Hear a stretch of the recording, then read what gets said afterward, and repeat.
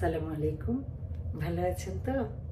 ভালো থাকার মূল মন্ত্র নিয়েই কিন্তু আমরা সামনে এগিয়েছি এবং ভালো থাকার জন্যই কিন্তু প্রতিদিন আমাদের এই প্রচেষ্টা। এবং এই যে আমি এখন আপনাদের সামনে, সেটাও কিন্তু আমার একটা ভালো লাগা কোন অর্থে, যে আপনাদেরকে আমি একটুখানি হলেও যদি ভালো থাকার মূল মন্ত্রটি একটুখানি হলেও আপনার মগজে ঢুকিয়ে দিতে পারি, সেটাতেই আমার প্রশান্তি।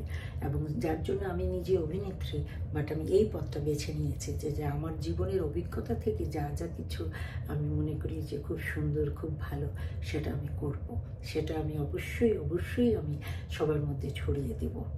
তো কখনো কখনো আমরা আমাদের চারপাশের মানুষদেরকে অনেক সময় হারিয়ে বলতে সরে যাওয়া আর কি, আমার জীবন থেকে সরে যাওয়া, এরকম অনেক মানুষ হয়। তো সেই মানুষগুলো যখন সরে যায় বা সেই বন্ধুবান্ধব যখন সরে যায়, তখন আমরা অনেক সময় কষ্ট পাই।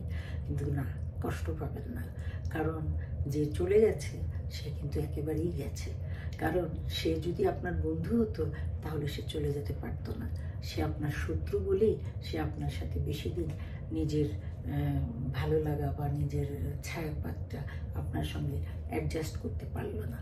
তাই কোনো সময় কোনো কিছু নিয়ে মন খারাপ করবেন না, একদমই মন খারাপ করবেন না যে এ চলে গেল, একে হারালাম, ও চলে গেল, ও আমার সাথে মিশলো না, ওর আমি কি এমন ইয়ে করেছিলাম যে ও আমার সাথে এরকম ব্যবহার করলো।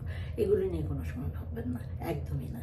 সবসময় মনে করবেন যে আপনি যদি সততা নিয়ে সুন্দরভাবে যদি আপনি চলে থাকেন, তাহলে যেই আপনার জীবন থেকে চলে যাক না কেন, আপনার কিন্তু কোনো ক্ষতি নেই, আপনার কিন্তু কোনো রকমের কোনো ভাবনাময়তা নেই। ঠিক আছে?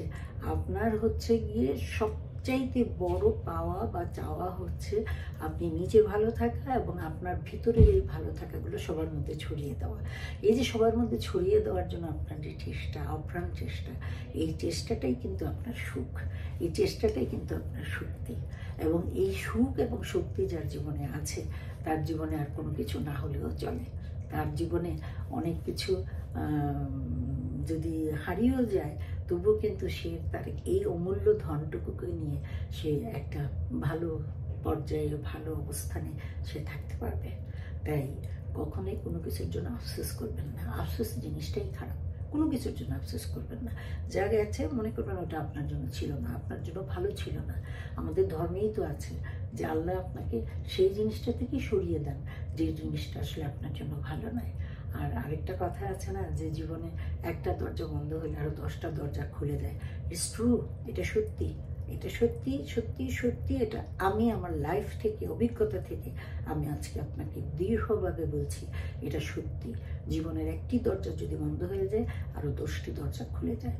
এবং সেই 10টি দরজাকে আমার নিজের উদ্দামতা নিয়ে, উদ্দীপনা নিয়ে, আমাকে কঠিন কি বলবো, বিশ্বস্ততার সঙ্গে আমাকে সেই দরজাগুলো আমার চিনতে হবে। দরজাগুলো চেনাটা কিন্তু একটা কাজ। সে দরজাগুলো চিনতে হবে।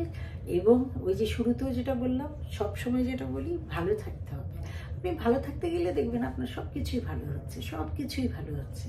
সুতরাং ভালো থাকতে হবে, এটাই হচ্ছে সবচেয়ে বড় মূল মন্ত্র, যে ভালো থাকতে হবে।